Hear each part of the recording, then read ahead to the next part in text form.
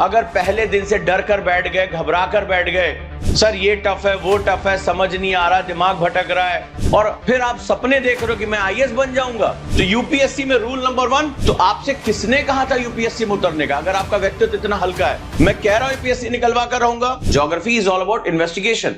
तो यूपीएससी में rule number 1 mindset. मैं कह रहा हूं यूपीएससी निकलवा कर रहूंगा। तो सबसे पहले सक्सेसफुल जो बनना चाहते हो, और बार बार उसको हर दिन बार बार अपने गोल्स को लिखो, बार बार लिखो, बार बार पढ़ो, एक चिट बना के अपने पर्स में रख लो, और हर चीज को बोलो चैलेंज है, टफ नहीं है, कठिन नहीं है, प्रॉब्लम नहीं है। और तुम जितने डॉक्यूमेंट्स पढ़ना चाहो पढ़ लो, कि दुनिया में ये बहुत बड़ा साइंस है, क्योंकि हम जो है वो क्वांटम फिजिक्स से जुड़े हुए लोग हैं। हमारे ब्रेन की वेव्स अल्टर होती हैं जब हम किसी चीज को, परेशानी, मुसीबत, हमसे नहीं हो पाएगा, हम बहुत परेशान हैं, जब ये कहते हैं ना, तो वो कॉस्मिक एनर्जी हमें भेज देती है। अच्छा तुम बार बार ये परेशान हो रहे, लो और ले लो, और मजे लो इसके।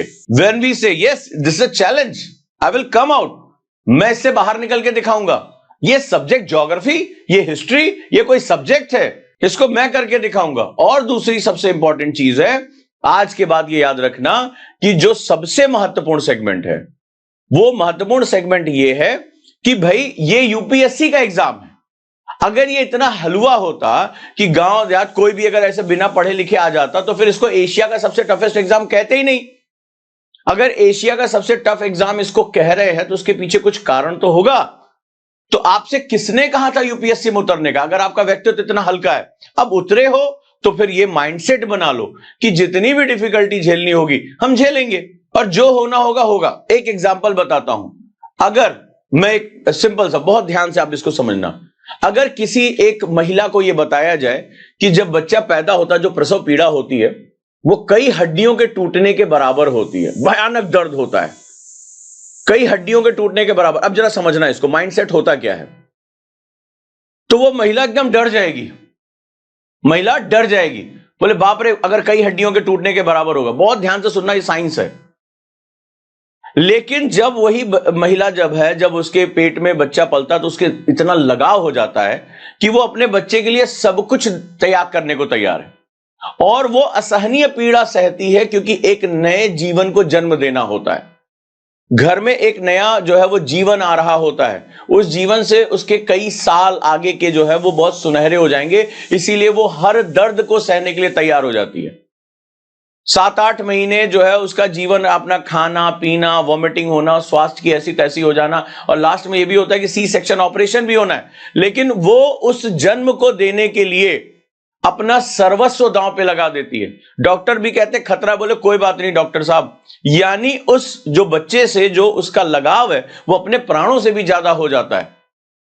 हर वो पीड़ा सहने को तैयार। देखो, चलना फिरना मुश्किल हो जाता है, उठना बैठना मुश्किल हो जाता है। मेरी बात को आप ध्यान से समझिए, ज्ञान जो होता है वो संकल्प के गर्भ में जन्म लेता है। तो क्या आपने अपने ज्ञान को अपने संकल्प के गर्भ में रखा है? और गर्भ में रखा है, अपने वुम्ब में रखा है, तो उसको आप पालिए, उससे मोह करिए, और उसके लिए सारी पीड़ा सह लीजिए। जैसे आपको जन्म देते समय, मुझे को जन्म देते समय हमारी माओ ने वो पीड़ा सही है। अगर किसी इंसान को, बाहरी इंसान को बता दिया जाए हड्डियों के टूटने के बराबर प्रसव पीड़ा होती है, डिलीवरी के समय पेन होता है, तो कोई हाथ नहीं लगाएगा।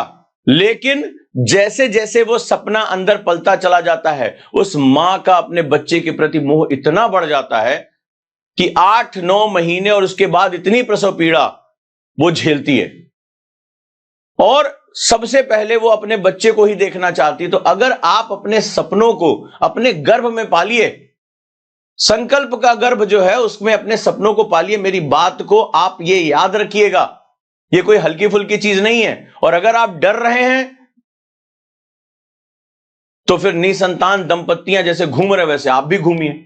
मेरी बात बहुत क्लियर रखिए। तो मेरे साथ अगर आपको पढ़ना है, मेरे साथ इस मेंटरशिप का हिस्सा बनना है, तो पहली चीज माइंडसेट में चाहता हूं, इरादे इतने कठिन रखो, इतने जटिल रखो, बोलो कि हाँ ये मेरा सपना है ना, ये मेरे दिमाग में नहीं, मेरे संकल्प के गर्भ में पलेगा। और जितनी प्रसव पीड़ा होगी हम झेलेंगे। प्रसव पीड़ा में मुझे संसार की हर विपत्ति झेलनी पड़े, हम झेलेंगे, लेकिन मेरा सपना जन्म लेगा, मेरा सपना जन्म लेगा, चाहे जो हो जाए। तो आज के बाद जब ये कहें कि ये नहीं समझ में आ रहा, वो नहीं समझ में आ रहा, इसको दिमाग से निकालकर फेंक दो जितनी जल्दी हो सके। किसने कहा था? जब एक मां संकल्प ले लेती कि ये बच्चा जन्म लेगा, भाई डॉक्टर भी कहता है अबॉर्ट करा दो, तुम्हें नहीं चाहिए, लेकिन जब मां कहती नहीं मेरा बच्चा जन्म लेगा, तो वो उसके पीछे उसका संपूर्ण ममतत्व का व्यक्तित्व होता है। यही ममतत्व का व्यक्तित्व जो है वही तुम्हारा हिस्सा है। इसीलिए मैं कहता हूं आईएएस व्यक्ति नहीं, व्यक्तित्व का इम्तिहान है। डॉक्टर 50 चीजें बताएगा, तुम्हारे पास आर्थिक सुरक्षा नहीं है, फलाना है, तुम कोई काम नहीं कर पाओगी, जॉब छूट जाएगी, उठना बैठना मुश्किल हो जाएगा, तुम्हें ये कॉम्प्लिकेशंस है। मां कहती कुछ भी हो जाए, ये बच्चा इस संसार में आएगा, मुझे मेरा बच्चा चाहिए। तो तुम्हारे अंदर भी अगर वो ममतत्व का गुण पैदा हो गया, वो मां का गुण पैदा हो गया, मैं तुमसे कह रहा हूं तुम्हारा ये जो सपना है ये वास्तविक दुनिया में आएगा। लेकिन इसके लिए अपने व्यक्तित्व में बदलाव करना शुरू करो। अगर पहले दिन से डर कर बैठ गए, घबरा कर बैठ गए, चिल्ला कर बैठ गए, सर ये टफ है, वो टफ है, समझ नहीं आ रहा, दिमाग भटक रहा है, तो आप किस एग्जाम के लिए जा रहे हो? लघुआ भगुआ जो है वो कोई एग्जाम दे रहे हो तो कोई दिक्कत नहीं है। तो आपसे किसने कहा था कि अपने इस जो है वो व्यक्तित्व के गर्भ में यूपीएससी का सपना पालो? आंसू बहाने के सिवा कुछ नहीं है तरीका। तो आप बहुत ध्यान से मेरी इस बात का आज चिंतन करिएगा। अपने आसपास जो हमारी माताएं बहनें, ध्यान से उनको जो है उसको एनालिसिस करिए, कितनी पीड़ा में चलती हैं, शरीर का उठना बैठना मुश्किल हो जाता है, 8-9 महीने वो जो है वो कितना जो है वो गंभीर अनुशासन में रहती हैं, कितनी पीड़ा से गुजरती हैं। कभी आप जाइएगा, पूछिएगा। लेकिन मोटिवेशन क्या होता है? एक नए जीवन को जन्म देना। तो आपके लिए भी है, 1-2 साल का जो आपका ये समय है, इस संसार से कट ऑफ हो जाओ, क्योंकि आप जिस नए अपने व्यक्तित्व को जन्म देने जा रहे हो वो संसार में सूर्य की तरह चमकेगा। तो उस सूर्य को चमकने के लिए भी उसके अंदर न्यूक्लियर फ्यूजन होता है, वो लगातार अपने हाइड्रोजन को हीलियम में कन्वर्ट करता है, बर्न करता है, हजारों टन। तो आपके अंदर वो बर्निंग कैपेसिटी है, आप अपने अंदर कुछ बर्न ही नहीं कर रहे हो, और फिर आप सपने देख रहे हो कि मैं आईएएस बन जाऊंगा। तो फ्यूजन का मतलब होता है सतत ऊर्जा। तो तुम्हारे अंदर अगर वो चमकने की शक्ति है तो सतत ऊर्जा को पैदा करो, मैं यही कहना तुमसे चाहता हूं। चलो, तो फिर इस मेंटरशिप के 4 हिस्से हमारे हो रहे हैं। पहला, अभी मेरी क्लास सभी बच्चों के लिए। इसके बाद जो मेंटरशिप के स्टूडेंट है वहां पर आज मुझे टेस्ट देंगे। टेस्ट के बाद हमारा जो होगा यहां पर मेंस का क्वेश्चन होगा उसी टॉपिक से रिलेटेड, और इसके बाद यहां पर होगा रिवीजन। अब मेरे साथ रहोगे पूरे दिन भर। क्यों? ये हमें ये नहीं दौड़ लगानी हमारा ये पूरा हो रहा है वो पूरा हो रहा है। हम जो टॉपिक शुरू करेंगे शाम तक उसको खत्म करेंगे। रीजन क्या है? आज आप सभी का मैं टाइम टेबल भी बना रहा हूं। ये जैसे हमारी एक स्टूडेंट का टाइम टेबल आया हुआ है, तो टाइम टेबल अभी मैंने सबका मेंटरशिप के हर स्टूडेंट का टाइम टेबल मंगा लिया है। तो यहां जब मैंने टाइम टेबल मंगा लिया है, अब मैं इसको अपने हिसाब से सेट करूंगा। शायद पहली बार होगा कि कोई इतना सीनियर टीचर अपने हाथ से टाइम टेबल बनाकर दे रहा है। कल रात तक मेरे पास सबका आ गया है, मैं सबका पढ़ रहा हूं, और जितना मुझे इसमें सुधार करना है मैं सुधार करूंगा। और मैं खुद एक टाइम टेबल बनाकर दे रहा हूं जिसमें चारों पार्ट बैलेंस होने वाले हैं, चाहे वो आपका स्पिरिचुअल हो, आपका मेंटल हो, फिजिकल हो या एकेडमिक हो। ये 4 डायमेंशन को संतुलन में लाना बहुत जरूरी है। यहां तक कि एक आपकी खान पान की डायरी भी मैं बनाने जा रहा हूं। तो जब मैंने कहा ना कि पकड़ ली उंगली, मैं तो नहीं छोड़ूंगा, तुम अगर नहीं छुड़ाओगे तो हम पहुंचेंगे लबासना। मेरे को बहुत ध्यान से याद रखना इसको। चलिए, आ गया अमरिंद, तुम्हारा भी आ गया है। तो चलिए शुरुआत करते हैं आज की क्लास की। तो कल हमने डिस्कशन किया ज्योग्राफी के बारे में। तो इंट्रोडक्शन ऑफ ज्योग्राफी में जियोग्राफी यानी हमने क्लासिक रूप में देखा। हमने 2 शब्दों को कल बहुत ध्यान से देखा। हम यहां सिर्फ पढ़ेंगे नहीं, हम ये भी देखेंगे कि पढ़ना कैसे, और बड़े ध्यान से पढ़ना है क्योंकि इसके आगे हमारा काम शुरू हो रहा है। तो हमारा जो कल सेगमेंट था, 2 वर्ड थे, डिस्क्राइब और सरफेस। तो हमने इन दोनों चीजों के बारे में देखा कि नॉर्दर्न हेमिस्फीयर और साउदर्न हेमिस्फीयर। कल आपने एक थोड़ा सा चीजें देखी कि ज्योग्राफी एक ऑब्जर्वेशन बेस्ड सब्जेक्ट है। जब कल आप नॉर्थ पोल से साउथ पोल की तरफ जा रहे थे तो आपने बहुत सी चीजों का मनन किया, बहुत सी चीजों का चिंतन किया।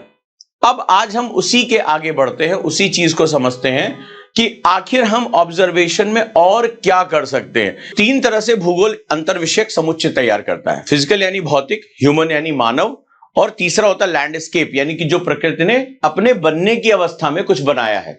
लैंडस्केप यानी भूदृश्य। दृश्य का मतलब होता है देखना। तो जैसा कि कल हमने बताया था, इरेटोस्थनीज यानी इस पृथ्वी पर जो हमें दिखाई पड़ रहा है भौतिक रूप से, पर्वत, पठार, मैदान, झीलें, नदियां, ठीक है, रिवर्स, ये सब कुछ इसी का पार्ट है, लैंडस्केप क्रिएटेड, ठीक है, यानी कि जो भूदृश्य है। और भौतिक में जो है वो अदृश्य भी है, जैसे हवा भी आ जाती है, वो भौतिक भूगोल का पार्ट है। मिट्टी के अंदर की चीजें भी आ जाती हैं। और इन सभी को इंटरेक्ट करने वाला कौन है? मानव, क्योंकि यही आज इस धरातल पर सबसे प्रभावशाली है।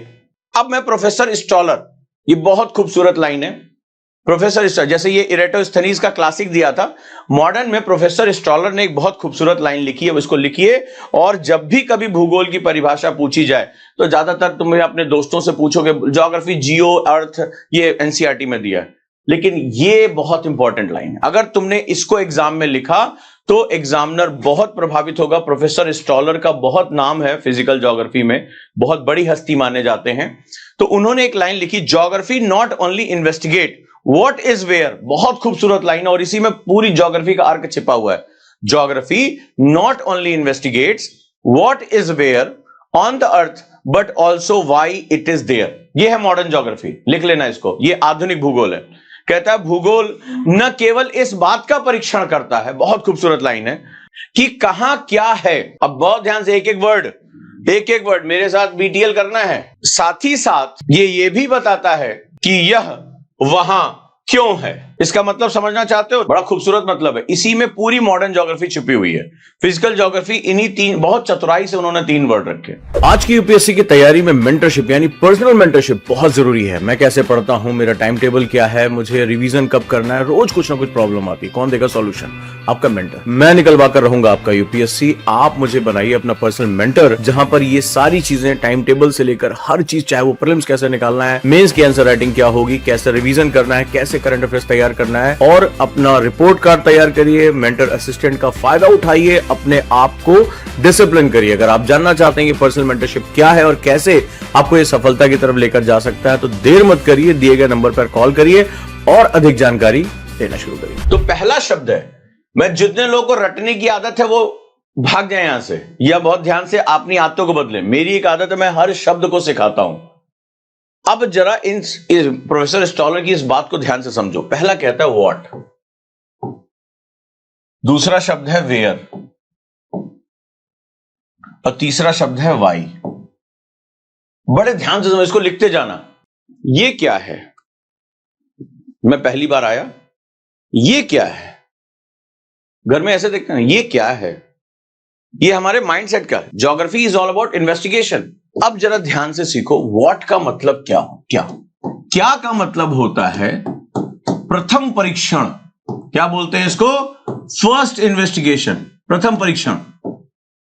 क्या मतलब होता है? एज इट इज, ये जैसा है मुझे इस रूप में इसकी जानकारी चाहिए, जैसा है वैसे ही मुझे जानकारी चाहिए। इसका मतलब है कि मैं सबसे पहले एज इट इज में इसके स्वरूप, किसके बारे में? ध्यान से, अभी तुमने क्या कहा? जिन लोगों ने सही से जवाब दिया कि सर ये बॉटल है, किसी ने कहा वाटर बॉटल है। स्वरूप यानी हमने किसके बारे में डिस्कस किया? फॉर्म के बारे में।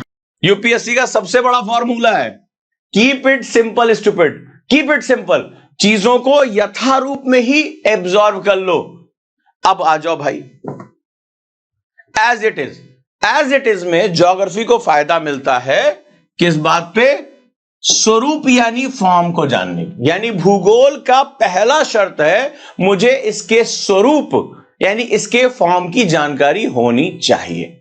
भूगोल जो क्लासिक निकल कर आया कि पृथ्वी क्या है, पृथ्वी पर आकृतियां क्या है, पृथ्वी की आकृतियों का वर्णन क्या है, जियोग्राफी है। तो आपको किसी ने नहीं समझाया होगा, लेकिन आज आप जानेंगे कि वो जो वर्णन शब्द है जिसे हम लोग ग्राफोस कल कह रहे थे, वो बेसिकली प्रथम परीक्षण है। यानी मुझे जैसे दिखा, मैं जा रहा हूं, मैंने कहा अरे ऊंचा सा क्या है, मैंने कहा पर्वत है, हमने नाम रखा पर्वत है। यानी इससे मिलती जुलती जहां जहां आकृतियां दिखेंगी ऐसे ऐसे वो क्या हो जाएंगी? वो पर्वत हो जाएंगी। बोले ये क्या, ये झील है। बोले जहां यहां जैसा दिखेगा ये झील है, दिखाई पड़ेगा। तो हमने क्या किया, हमने उसी के स्वरूप में नाम अलग अलग रखते हुए उनकी कैटेगरी बना दी। क्योंकि जब हमने कहा क्या है, तो हमें जब ये स्वरूप दिखेगा तो स्वरूप को हम इकट्ठा करेंगे। बोले ये पर्वतों का स्वरूप है, तो सारे पर्वत इसके अंदर, नाम भले चाहे किसी का नाम हिमालय है, किसी का आल्प्स है, किसी का रॉकीज है, किसी का एंडीज है, लेकिन सारे क्या है, पर्वत में आते हैं। विक्टोरिया झील है, ह्यूरॉन है, कोई भी झील है, सांबर झील है, बोले ये झील है, ये लेक है। तो हमने स्वरूपों का क्या किया, वर्गीकरण किया। क्योंकि जब तक तुम उसके स्वरूप की पहचान नहीं करोगे तब तक नहीं समझ पाओगे। तो यहां हमें समझ में आया कि भूगोल के लिए इस भौतिक स्वरूप का प्राथमिक स्तर पर, प्राइमरी इन्वेस्टिगेशन में इस भू स्वरूप का होना बहुत जरूरी है। क्लियर है? प्रोफेसर टॉल ने कहा कि व्हाट शब्द का मतलब यह होता है फर्स्ट इन्वेस्टिगेशन, प्रथम परीक्षण। और प्रथम परीक्षण के लिए उसका as it is, no if no but, as it is, यानी जो जैसा है उसको पता करते हुए हम स्वरूप का हम ज्ञान प्राप्त करेंगे। अब आ जाते हैं वेयर। तो भूगोल जो है, ये पृथ्वी पर जब आप विचरण करते हैं, मानव जब यहां घूम रहा है, सबसे महत्वपूर्ण चीज, ये पर्वत है कहां। भूगोल में जो सबसे इंपॉर्टेंट क्वेश्चन होता है वो होता है कहां वे। तो हमने क्या किया, ज्योग्राफी सेकंड हिस्से में कहती कि चीज तो पता चल गई, आपने कहा रॉकीज है, एंडीज है, कहां है? क्योंकि यहां पर जो है भू में इस आकार का एक स्थान होता है। ज्योग्राफी कहता the where is most important phenomena, कहां, यानी स्थिति, स्थिति, लोकेशन। हमारे भूगोल में, हमारे ग्लोब में दो तरीके से देखा जाता है। इसके लिए आगे हम पढ़ेंगे, दो नए शब्द आएंगे इस स्थिति को जानने के लिए। ये जो सारा जलवायु है, उसकी स्थिति है, फलाना है, कहां है, ठिकाना है, दूरी कितनी है, ठीक है। तो इन सबको जानने के लिए हमारे पास आगे चलकर ज्योग्राफी में दो बहुत इंपॉर्टेंट फिनोमेना एंटर करने वाले हैं। Number 1 latitude, latitude, and number 2 longitude, यानी अक्षांश और देशांतर। एक से हम स्थिति की जानकारी लेंगे, दूसरे से समय की जानकारी लेंगे। एक से हम उसकी पोजीशन जानेंगे और दूसरे से हम उसका टाइम जानेंगे। तो पोजीशन और टाइम जब दोनों हमारे पास होंगे तो हम उसकी यथा स्थिति की जानकारी कर पाएंगे, जिसे हम आम भाषा में आजकल आप जेनजी जीपीएस कहते हैं, ग्लोबल पोजीशनिंग सिस्टम। लेकिन वाई, ये क्या, ये मॉडर्न ज्योग्राफी है, ये मॉडर्न ज्योग्राफी है। वाई का मतलब ये यही क्यों है, हिमालय पे ही कहां बर्फ पड़ रही है, ये चीज यहां क्यों है। तो वाई, जैसे तुमसे इन्वेस्टिगेशन, ये इन्वेस्टिगेशन का तीसरा चरण होता है, इसको बोलते हैं थर्ड लेवल ऑफ इन्वेस्टिगेशन। और ये जब चीज समझ में आ जाती है तो ज्योग्राफी आपकी है। जैसे ये भाई साहब कौन सा पेड़ है, तो आपने कहा साहब ये शीशम है। बोले ये कहां है, बोले उत्तर भारत के मैदानों में भी पाया जा रहा है। बोले इसकी पत्तियां क्यों गिर गई हैं, बोले एक शुष्क मौसम में ये पर्णपाती वन है तो ये पत्तियां गिरा देते हैं ताकि वो क्लाइमेट को अडॉप्ट कर सकें। आगे हम ऐसे पढ़ने वाले हैं। This why is very important. तो 3 aspects are very important in UPSC. Geography के 3 ही पिलर हैं, क्या है और कहां है और क्यों है, ठीक है। तो ये जो तीनों चीजें हैं ये बताती हैं कि ज्योग्राफी का पूरा ओवरऑल ऑरा क्या होता है। एंड इन्हीं तीनों से हमारा ये सारा सेगमेंट तय होता है। अब ये जो वाई होता है यही ह्यूमन ज्योग्राफी का सबसे इंपॉर्टेंट बेस होता है। हम उत्तर भारत के मैदानों में ही जनसंख्या ज्यादा क्यों है, अरुणाचल प्रदेश में जनसंख्या का घनत्व सबसे न्यूनतम क्यों है, इंफ्रास्ट्रक्चर, सड़क, रेलवे सबसे ज्यादा उत्तर भारत के मैदानों में ही क्यों ज्यादा विकसित है, कश्मीर से लेकर पहाड़ी क्षेत्रों में क्यों नहीं विकसित है, ज्यादा घने वन पहाड़ों पर क्यों पाए जाते हैं, मैदानों में क्यों नहीं पाए जाते। इस तरह का एशियाटिक लॉयन जो है वो गिर के जंगलों में क्यों पाया जाता है, भारत के अन्य जंगलों में क्यों नहीं पाया जाता। पहाड़ जितने घने हैं, जंगल इतने घने, तो फिर वहां पर तो बाघ, तेंदुआ, ये सब जो बाघ तो खूब जम के घूमना चाहिए। शेर खूब वहां छोड़ दो, बोले गिर में ही क्यों, शेर ले जाके जब जंगल हमारे पहाड़ों पर हम जंगल छोड़ दो, वहां पे क्यों नहीं पाए जाते। जब हम ये क्यों का इन्वेस्टिगेशन कर लेते हैं तो फिर हमारे लिए यूपीएससी एक बहुत आसान एग्जाम बन जाता है। अब है ऑब्जेक्टिव्स ऑफ ज्योग्राफी। भूगोल का लक्ष्य क्या होता है, एक आईएएस ऑफिसर भूगोल क्यों पढ़े, शुरू करो। एक आईएएस ऑफिसर भूगोल क्यों पढ़े, तो जो सबसे इंपॉर्टेंट आज की डेट में जो क्वेश्चन आ रहे हैं वो इस पार्ट से आ रहे हैं, use of geography in daily life. वो कहता है ठीक है रट लिया, बहुत हो गया, अब थोड़ा सा आओ कि ज्योग्राफी को अप्लाई कैसे कर सकते हो, और आईएएस ऑफिसर इसको अप्लाई करते हैं। चाहे वो आज आप लोगों ने देखा, अगर पेपर देखा होगा तो आज जल संरक्षण पे क्वेश्चन आ रहे हैं, आपदा प्रबंधन पे बहुत से क्वेश्चन आ रहे हैं, जलवायु परिवर्तन पे बेहिसाब क्वेश्चन आ रहे हैं। वो क्वेश्चन कहां से आ रहे हैं और क्यों आ रहे हैं, ये आज आप 5 मिनट में समझ जाओगे। वो क्वेश्चन आते हैं use of geography in daily life, यानी कि दैनिक जीवन में भूगोल का प्रयोग। तो अगर हम पहली बात करें तो सबसे पहले आज चाहे हमारे गांव हो चाहे शहर हो, सरकार के अंदर जाओगे, सबसे पहले जब आप यूपीएससी क्रैक करोगे तो सरकार आपसे कहेगी भाई आप जिस क्षेत्र में भी वहां का नगर नियोजन होना चाहिए, वहां प्रॉपर प्लानिंग होनी चाहिए, क्योंकि अगर नियोजन नहीं होगा, प्लानिंग नहीं होगा तो आप डेवलपमेंट ला ही नहीं सकते। राइट। अब देखो, पहला development of geography as a discipline. तो पहली चीज होती है भूगोल एक अलग शाखा के रूप में विकसित होती है। भूगोल एक अलग शाखा के रूप में विकसित होती है, ठीक है, एक अलग विषय है। और इसका मुख्य पर्पस क्या है, तो मोस्ट इंपॉर्टेंट, अच्छा बताना, सारा बवाल यही है कि नहीं, मैन एनवायरमेंट रिलेशनशिप। मैन का मतलब वुमेन भी आल्सो, ठीक है, मैन एनवायरमेंट रिलेशनशिप लिखो। इसका पहला जो तात्पर्य है मनुष्य और पर्यावरण के संबंधों को समझना। दूसरा, यह काम तुम्हें ऑफिसर बनने के बाद बहुत करना पड़ेगा। ज्योग्राफी एक ऐसा सब्जेक्ट है जो आईएएस बनने के बाद भी नहीं छूटेगा, तुम्हारा चलता रहेगा। उसका कारण क्या, ये systematic and regional approach of geography. Systematic, तंत्रीय और क्षेत्रीय, भूगोल का तंत्रीय, तंत्रात्मक, भूगोल का तंत्रात्मक और क्षेत्रीय सिस्टम किसे कहते हैं। सिस्टमैटिक अप्रोच क्या है ज्योग्राफी का, और रीजनल अप्रोच क्या है ज्योग्राफी का। ये तुम्हारे मोस्ट इंपॉर्टेंट वर्क रहेंगे आने वाले टाइम में। तुमसे गवर्नमेंट सबसे ज्यादा, स्पेशली अगर तुम सिविल सेवा में गए, आईएएस के रूप में गए, तो ये तुम्हारा सबसे इंपॉर्टेंट काम रहेगा। Systematic approach and regional approach of geography 11th class की एनसीईआरटी के फर्स्ट चैप्टर में ही ये डिस्क्राइब किया गया है। And the next one is identify the different branches of geography, यानी भूगोल के विभिन्न ब्रांचेस, भूगोल के विभिन्न शाखाओं का अवलोकन। तो आज हमारा जो काम रहेगा, जो मैंने आज डिस्कशन किया है उस पर आज हम रिवीजन करेंगे मेंटरशिप में। Clear? There are 2 type of mentorship, आपको ये समझना चाहिए। तो मार्गदर्शन इज ओनली 25, इसमें पूरा एक जीएस प्री का मेंस फ्री मिल रहा है, या अगर जीएस नहीं लेना तो सीसैट फ्री मिल रहा है। इसकी फीस ही कितनी है, ठीक है। एक मार्गदर्शन है, एक हमारा जो है वो गुरुकुलम है। 2 तरह की मेंटरशिप है।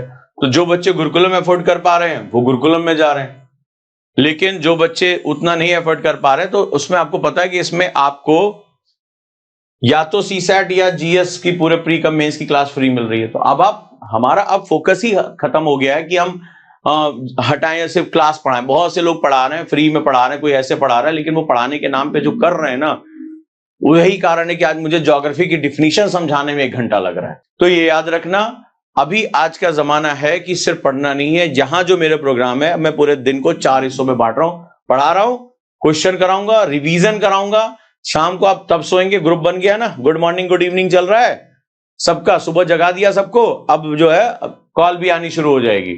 सो अब इस तरह से पढ़ना है कि हर समय सर पर कोई रहे। और अगर अभी भी आप इसकी वैल्यू नहीं समझ पा रहे हो, आपको लग रहा है कि सिर्फ सिलेबस पूरा करके जा सकते हो, तो फिर आपको पूछना चाहिए था खुद से कि ये तो ज्योग्राफी शब्द तो मेरे स्कूल में भी पढ़ाया गया था, मैंने पहले भी पढ़ा था, मुझे इसका सही मतलब क्यों नहीं पता। और जब मैं देश के सबसे टफ एग्जाम में हूं तो मैं क्या इतनी हल्की फुल्की जानकारी लेके गया, सर मैंने तो एनसीईआरटीज पढ़ ली हैं और मुझसे एक क्वेश्चन नहीं समझ में आ रहा है, तो क्या आप इस एग्जाम में सर्वाइव कर पाओगे? ये क्वेश्चन आपको पूछना चाहिए। जितने ज्यादा आप ऑनेस्ट होगे उतना ही ज्यादा आपको सही जवाब मिलना शुरू हो जाएगा। बाकी मर्जी आपकी है, क्योंकि 2% इसमें सक्सेस रेशियो होता है पूरे किसी भी कॉम्पिटिटिव एग्जाम में। यूपीएससी में तो 0.98% है। तो आपको तय करना है कि 0.98 में जाने के लिए मुझे करना क्या होगा। और अगर आप ये सोच रहे हो कि नहीं मैं यूपीएससी की तैयारी कर रहा हूं, तो आप ये बात ध्यान लो, 99% बच्चे एग्जिट हो जाते हैं हर साल। तो वो आपका सरदर्द है, आप उसको कैसे देखोगे। तो B the part of this. इतना कुछ एफर्ट कर रहा हूं, रात दिन कोशिश कर रहा हूं। और जो मेंटरशिप के स्टूडेंट उनको जो ट्रेनिंग अलग है, क्योंकि मुझे भी समझ में आ गया है। मैं पहले भी, कल भी मैंने आपसे डिस्कशन किया था, मुझे भी समझ में आ गया है कि सिर्फ मैं जब पढ़ा देता हूं, अगले दिन जब मैं आता हूं क्वेश्चन पूछता हूं, आए ये क्या आए, तो उस पढ़ने का फायदा क्या? तुम 24-48 घंटे उस चीज को याद नहीं रख पा रहे हो। 1 साल बाद, 1.5 साल बाद तो तुम्हारी सिर्फ बिखरी बिखरी यादें बचेंगी और ज्यादा कुछ नहीं होता है। हमेशा आप डिमोटिवेट होते हो, इसीलिए आप सेगमेंट्स बाहर। जितने लोगों को मैंने पर्सनली कॉल किया, अरे सर मोटिवेशन नहीं बन पा रहा, अरे सर हम आउटपुट से बाहर हो जा रहे हैं, अरे सर 5-5 6-6 दिन पढ़ाई छूट जाती है, फिर क्या तुम यूपीएससी सोच रहे हो यार? So this is the best work, शुरू करिए। अभी आज का होमवर्क इसको पढ़ेंगे, सिस्टमैटिक अप्रोच और रीजनल अप्रोच पे आप टिप्पणी लिखेंगे, आंसर लिखेंगे, देन हम आगे पढ़ेंगे। फिर अगली क्लास कल सुबह होगी, रोज सुबह 9 बजे मैं ये क्लास ले रहा हूं, ज्योग्राफी ट्रेनिंग। और ज्योग्राफी ट्रेनिंग नहीं, मैं सारे सब्जेक्ट की ट्रेनिंग करता हूं। मेरे मेंटरशिप में ये ट्रेनिंग बहुत इंपॉर्टेंट वर्ड है, so be the part of this revolution, right. लेकिन इसका जो अगला पार्ट है वहां पर हम पर्सनली मेंटरशिप में जुड़ रहे हैं। तो अगर किसी को कोई डाउट वाउट हो क्या है मेंटरशिप, मेरी भी शीट कोई मेंटेन कर दे, मेरा भी सुबह उठना जागना सब मेंटेन कर दे, तो यहां पे नंबर दे रहा हूं, कॉल कर लेना,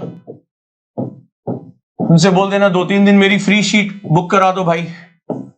बहुत से लोग मेंटरशिप समझ ही नहीं पा रहे, उनको लग रहा है कि हमने जो है, हमारे घर हिंदू आता है तो हम जो है न्यूज़पेपर हमारे दिमाग में घुस जाएगा, हमने एनसीईआरटी खरीद लिया है तो मैं उसका मास्टर हो गया हूं। कई बच्चों से बात हुई, एक छोटा सा 6ठी क्लास का क्वेश्चन पूछ लिया, जवाब नहीं दे पा रहे थे। तो ऐसी पढ़ाई का क्या फायदा जिसमें तुम क्वेश्चन आंसर, अगर यूपीएससी तुम्हारा थोबड़ा देख के, शक्ल देख के, तुम्हारे पापा का पैसा देख के अगर तुम्हें आईएएस बनाता तो फिर तो कोई बात ही नहीं थी। लेकिन ऐसी सुविधा अभी यूपीएससी ने नहीं की है, जब करेगा तब तो आप आ जाएगा, अगर बुढ़ापा नहीं आया आपका तो यहां पर जुड़ जाएगा।